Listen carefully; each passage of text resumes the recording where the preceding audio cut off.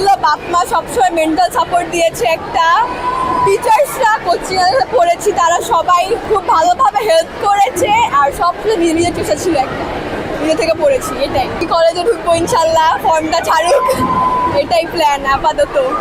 আর একটু নার্ভাস ছিলাম সত্যি বলতে, এসএসসির আগে, এসএসসির সময় খুবই নার্ভাস ছিলাম। তো বাপ মা সবসময় একটা মেন্টাল সাপোর্ট দিয়েছে, দুজনেই মিলে যে যা হবার হবে তুমি তোমার চেষ্টা করে থাকো।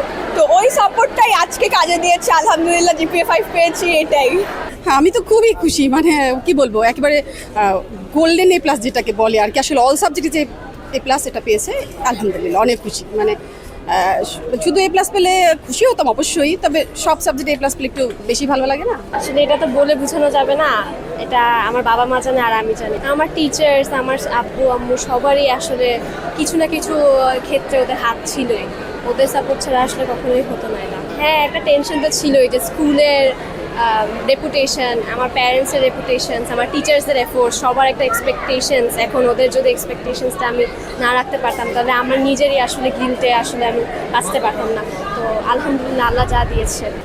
আমরা আসলে অমন ভিতর ছিলাম না, কিন্তু তারপরেও তো একটা দেখা গেছে যে একটা হঠাৎ করে গভর্নমেন্ট চেঞ্জ হয়েছে, কি হয় না না হয় এটা তো একটা ব্যাপার ছিলই না, কিন্তু তারপরেও দেখা গেছে আমার বাচ্চার দেখা গেছে যে বললাম না যে বেসিকটা তো স্ট্রং ছিল, এই কারণে আসলে ওই হিসেবে অমন ভয়টা পাই নাই।